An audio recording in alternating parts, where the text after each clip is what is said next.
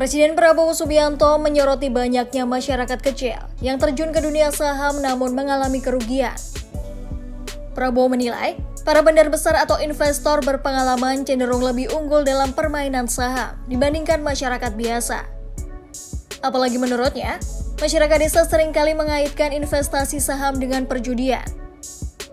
Hal itu disampaikan Prabowo dalam pembukaan sidang tanwir dan resepsi milad ke-112 Muhammadiyah di Kupang, NTT pada Rabu 4 Desember 2024. Pak, karena gagasan makan bergizi, harga saham indeks turun. Saya jawab ke mereka itu, saya kasih tahu ya, biar saya nggak punya saham, saya bilang. Dan rakyat di desa-desa tidak punya saham. Dan saya kasih tahu itu kan, main-main saham itu kalau orang kecil ya pasti kalah. Itu untuk orang kecil itu biasanya sama dengan judi itu. Yang menang yang bandar, yang besar, yang kuat, ya kan?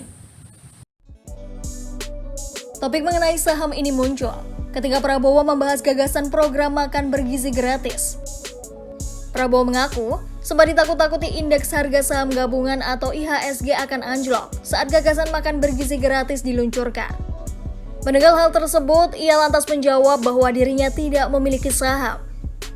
Prabowo mengatakan turunnya indeks harga saham tidak dirasakan langsung oleh rakyat kecil di desa.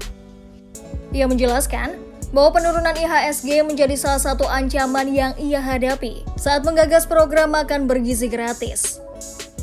Prabowo juga mengakui sering diejek dan ditertawakan karena idenya, termasuk dalam upaya menciptakan pemerintahan yang bersih dari korupsi, kemiskinan, dan kelaparan.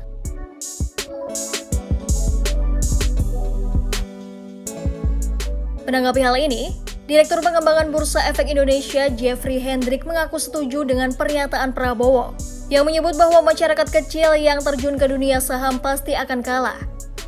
Menurutnya, investor memang perlu berhati-hati dan bersikap rasional dalam mengambil keputusan yang berkaitan dengan transaksi saham. Lebih lanjut, Jeffrey menyatakan, dalam melakukan transaksi saham, investor harus melakukan pendalaman terlebih dahulu dengan mempelajari fundamental perusahaan.